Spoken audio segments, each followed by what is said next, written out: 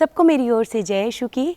तो आज हम पहुंच चुके हैं प्रभु यीशु मसीह के दुख भोग के समय यानी कि लेंट सीज़न के 22वें दिन में। और आज की हमारी उपवास प्रार्थना और मेडिटेशन का विषय है कंट्रोल ऑन योर वर्ड्स, अपने शब्दों पर नियंत्रण रखना। पवित्र बाइबल में प्रोवर्ब्स चैप्टर 18 वर्स 21 में लिखा है, जीवन और मृत्यु दोनों मनुष्य की जिह्वा के अधीन है, इसका सदुपयोग करो तो तुम्हें इसका फल प्राप्त होगा। हमारे आज की उपवास प्रार्थना और मेडिटेशन के विषय से मिलती जुलती एक छोटी सी स्टोरी मुझे याद आ रही है, आपके साथ ज़रूर शेयर करना चाहूँगी। किसी गांव में एक छोटा सा परिवार रहता था, 2 बच्चे और उनके माता पिता। वे दोनों बच्चे आदित्य और अदिति दोनों भाई बहन थे, लेकिन वो दोनों एक दूसरे से बिल्कुल अलग थे। जहाँ आदित्य बहुत कम बोलता था, वहीं अदिति बहुत ज़्यादा बोलती थी। हर बात पे बोला करती थी और कभी कभी तो बिना बात के बोला करती थी। उसकी माँ उसे अक्सर समझाया करती थी कि अदिति, हमें कम और मीठा बोलना चाहिए, लेकिन वो इस बात को समझती ही नहीं थी। एक बार उनके घर में उनकी एक बुआ आई, और जब वो आई तो बच्चों के लिए खिलौने लेकर आई।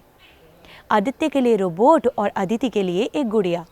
आदित्य ने तो चुपचाप उस रोबोट को अपने पास रख लिया और वो बहुत खुश हुआ और वो बुआ को थैंक यू कहकर उस रोबोट से खेलने लगा। वहीं अदिति फिर से बोल पड़ी, अरे बुआ जी, आप ये वाली गुड़िया क्यों लाई? ये वाली गुड़िया तो मेरे पास पहले से थी। कितना अच्छा होता अगर आप मुझसे पूछ लेती। तो बुआ ने कहा कि कोई बात नहीं अदिति, अगली बार से मैं तुमसे पूछ लूँगी। इस बात पर अदिति फिर से बोल उठी, पूछने की क्या ज़रूरत है, आप अगली बार मुझे मार्केट साथ ही ले जाइएगा, मैं अपनी मनपसंद की गुड़िया ले लूँगी।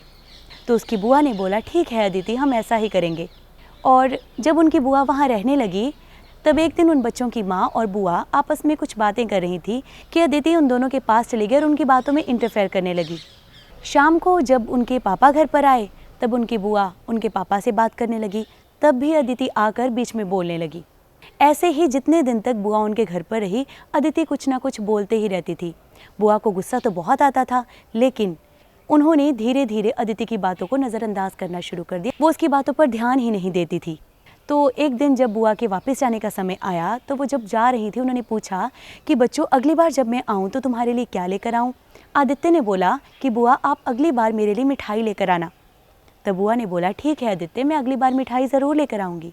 तब बुआ ने अदिति से पूछा कि अदिति, अगली बार तुम्हें क्या चाहिए? तब अदिति ने बोला कि बुआ, हम मार्केट साथ चलेंगे और मैं अपनी मनपसंद के ढेरों खिलौने खरीदूंगी। और बुआ ने उसकी बात का कोई भी जवाब नहीं दिया। जब बुआ घर से गई, तब अदिति बहुत उदास हुई। उसने अपनी माँ से पूछा, माँ, ये क्या बात हुई? बुआ ने भैया की बात का जवाब तो दे दिया, लेकिन मेरी बात की ओर उन्होंने ध्यान ही नहीं दिया। तब उसकी माँ ने उसे समझाया, अदिति, इसीलिए मैं तुमसे कहती थी, इसीलिए मैं तुम्हें समझाती थी कि हमें कम और मीठा बोलना चाहिए। जब हम बहुत ज़्यादा और कड़वा बोलते हैं, तब लोग हमारी बातों की ओर ध्यान देना बंद कर देते हैं। इसीलिए हमें अपने वर्ड्स पर कंट्रोल करना चाहिए, अपने शब्दों पर नियंत्रण रखना चाहिए। तो आज की इस कहानी से हम यही सीखते हैं कि बेवजह बोलने से हमारी वर्ड्स की वैल्यू ख़त्म हो जाती है और लोग हमारी बातों की ओर ध्यान देना बंद कर देते हैं और हमारी वैल्यू भी कम होती है। तो आइए आज प्रभु से मांगे कि प्रभु, मैं बेवजह बोलने वाला नहीं, बल्कि ज़रूरत के समय ही बोलने वाला बनूं। चलिए प्रार्थना करते हैं। स्वर्ग और पृथ्वी को बनाने वाले जीवित परमेश्वर, हम आपका धन्यवाद करते हैं आज के इस दिन के लिए और आज के इस विषय के लिए। कंट्रोल ऑन योर वर्ड्स, अपने शब्दों पर नियंत्रण रखना। होने दे प्रभु कि आज के दिन में आप हमें ऐसा फजल दें कि हम भी अपने वर्ड्स पर कंट्रोल कर सकें, हम भी सहजता से बोलें, हम भी ज़रूरत के समय ही बोलें, और जब बोलें तब अच्छा और मीठा बोलें। होने दे प्रभु कि आपका अनुग्रह हम पर बना रहे और आपका पवित्र आत्मा हमारी मदद करे, क्योंकि आपके पवित्र वचन में लिखा है कि बोलने वाले तुम नहीं, बल्कि मेरा पवित्र आत्मा होगा। वो हमें सिखाता है, वो हमारी अगुवाई करता है, क्योंकि आपने उसे हमारे मददगार, हमारे सहायक के रूप में हमें दिया है। हमारी मदद करें, हमारी सहायता करें। इस प्रार्थना को हम आप ही के इकलौते पुत्र, हमारे प्रभु क्रिस्त के नाम से मांगते हैं, आमीन। तो यही है हमारी आज की उपवास प्रार्थना और मेडिटेशन का विषय। इस पर मनन करें। प्रभु आपके साथ है। God bless you all.